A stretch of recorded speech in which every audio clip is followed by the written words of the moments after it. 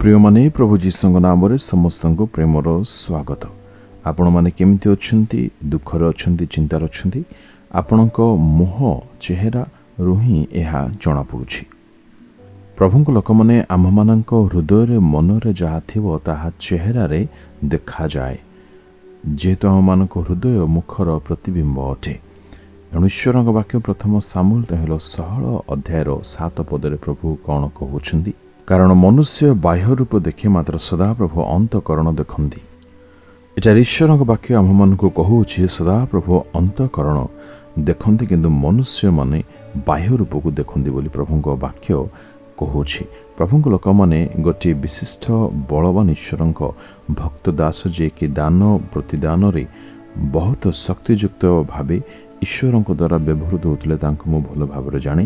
ତାଙ୍କ ନିକଟକୁ ଗୋଟିଏ ମା ତାଙ୍କର ଝିଅଙ୍କୁ ନେଇକି ଯାଇଥିଲେ ତାଙ୍କର ବିବାହ କାର୍ଯ୍ୟ କରାଇବା ନିମନ୍ତେ ପ୍ରାର୍ଥନା କରିବା ପାଇଁ।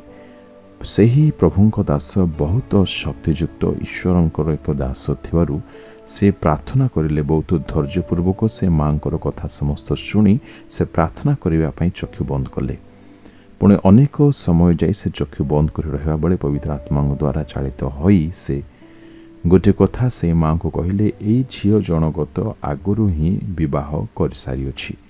କିନ୍ତୁ ମା ତାଙ୍କୁ କହିଲେ, ନାହିଁ ପ୍ରଭୁ, ନାହିଁ ପାଳକ ଆଜ୍ଞା, ଏହି ଝିଅଟି ମୋହର ବିବାହ କରିନାହିଁ। ସେ ବହୁତ ପାଠ ପଢ଼ି ସାରିଛି। ବିବାହ କରାନ୍ତୁ ବୋଲି, ବିବାହ ହେଉ ବୋଲି ଆମ୍ଭେମାନେ ତୁମ ନିକଟବର୍ତ୍ତୀ ହୋଇଅଛୁ। ଏଣୁ ଆପଣ ପ୍ରାର୍ଥନା କରୁଥିବାରୁ ଆପଣଙ୍କୁ ଧନ୍ୟବାଦ।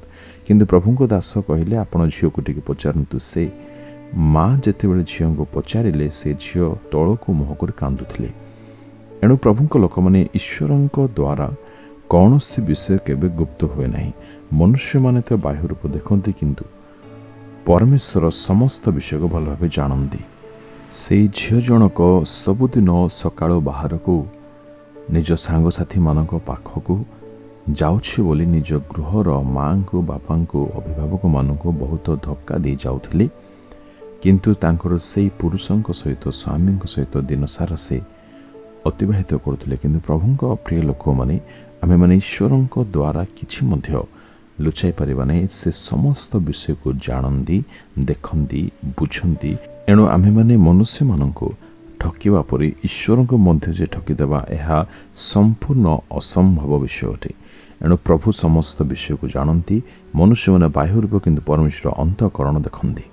ଏଣୁ ପ୍ରଭୁଙ୍କ ପ୍ରିୟ ଲୋକମାନେ, ଆମେମାନେ ଈଶ୍ୱରଙ୍କ ବାକ୍ୟକୁ ବୁଝିବା ଦରକାର। ମନୁଷ୍ୟମାନେ ଯେପରି ବାହ୍ୟ ରୂପ ଦେଖନ୍ତି, ପରମେଶ୍ୱର ଦେଖୁନଥିବାରୁ ଆମେମାନେ ନିଜ ଅନ୍ତଃକରଣକୁ, ନିଜ ହୃଦୟକୁ ସଫା କରିବା ପାଇଁ, ପବିତ୍ର କରିବା ପାଇଁ, ଈଶ୍ୱରଙ୍କ ଦୃଷ୍ଟିରେ ନିର୍ମଳ ହେବା ନିମନ୍ତେ ଆମେମାନେ ସମ୍ପୂର୍ଣ୍ଣ ସମର୍ପିତ ହୋଇ ଆସନ୍ତୁ ପ୍ରାର୍ଥନା କରିବା।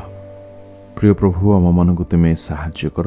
ତୁମ ବାକ୍ୟର ଦ୍ୱାରା ଲେଖା ହୋଇଥିବା ସମସ୍ତ ବାକ୍ୟରେ ଯାହା ଯାହା ଲେଖା ହେଉଛି ସମସ୍ତ ବିଷୟକୁ ବୁଝିବା ପାଇଁ ତୁମେ ଯେ ମନୁଷ୍ୟ ପରି ନୁହଁ, ତୁମେ ଯେ ଅନ୍ତଃକରଣ ଦେଖିବା ଈଶ୍ୱର ଅଟ।